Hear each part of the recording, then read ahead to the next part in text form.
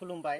आंनि मुङा मुस्रि लखेन दैमारि, गामि बगुरिगुरि, जिल्ला धेमाजि, पस्ट अफिस रामदन्दिकारि। दुलाराय बाथौ गौथुम लाइमोन आफादनि दैदेननायाव अनलाइननि गेजेरजों बाथौ थान्दै फरायथिनाय हाबाफारियाव आंबो बाहागो लाबाय।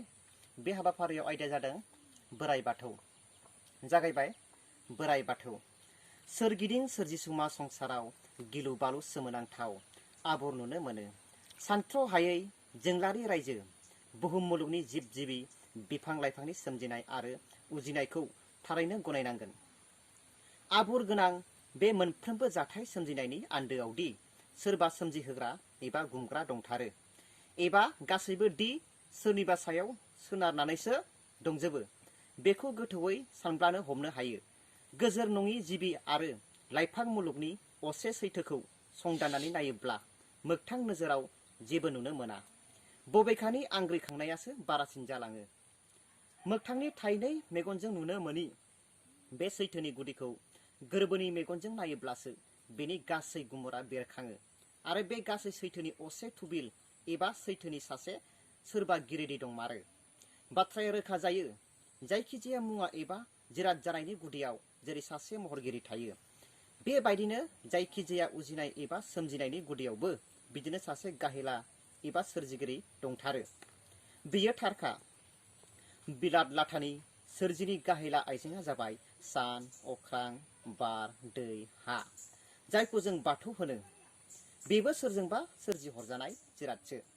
अब्ला बेफोरनिबो जाय सिगां एबा बोराइ रोखा, जाय बयनिख्रुइ गाहेलासिन बोराइ, बेखौनो जों बाथौनि सिगां बोराइखाय बोराइ बाथौ होननानै गाबज्रिनाय जायो। बे बोराइ बाथौखौनो गुबुन गुबुन धोरोमाव गाहाय खालामनानै धोरोमनि बिथाखौ गायसंदों आरो फोन मोननायनि आगोर सुजुदों। बेखौनो ख्रिस्ट धोरोमाव गड, इस्लामफोरा आल्लाह, इहुदिफोरा जिह'वा होननानै गाबज्रियो। बाथौ धोरोमाव जों बेखौनो मोनबा गाहेला आइजेंनि बिगोमाखाय बा राजा, अराय गोथां जोबरोङिखाय अबंलावरि, अराय गोजोन बयनिबो गिरिखाय आनान गसाइ, बयनिबो सोरजिग्राखाय सोरजिगिरि, गुदि बिजौ मोनहा सयैखाय इसोर होननानै गाबज्रियो। इसोरखौ जों बयबो दंथारो होननानै फोथायो, नाथाय सिनाया, मोनदाङा। बेनि महरखौ रावबो नुफेराखै। बेनिखायनो सुबुङा बिखौ महर गैयै होननानैबो बुंनो नागिरो। जिबिनि देहायाव थानाय थैनो रोङै महर गैयै मोनदां मोनि सि एबा जिउआ बिदिनो सोरजिनाय गावबायदि महरसे जिराद।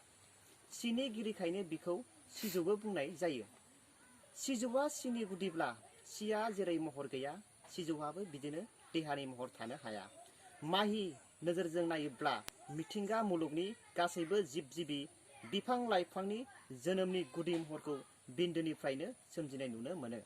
बेनिफ्राय जों साननो हायो, इसोर एबा बोराइ बाथौआ देहा गैयाब्लाबो मोनसे थि सायखं महर दं।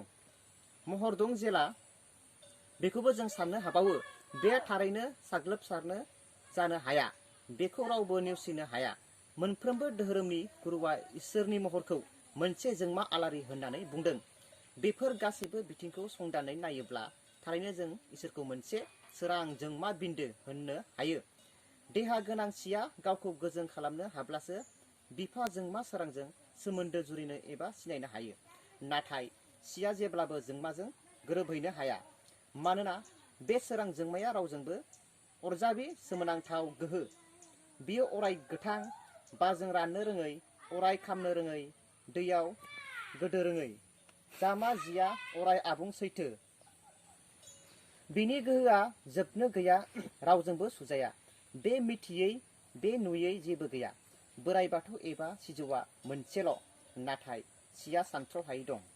सिनिफ्रायनो सिमा धोरोमसुला सि, मोदाय सि आरो भुत सि जायो।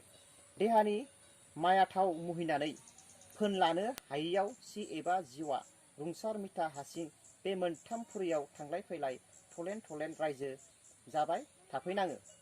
बोराइ बाथौनि सेराव अराय सम फोन लानानै थानोबो जों जेब्लाबो धोरोमारि आगानजों गोथार, गोथों आरो गोजों लामाजों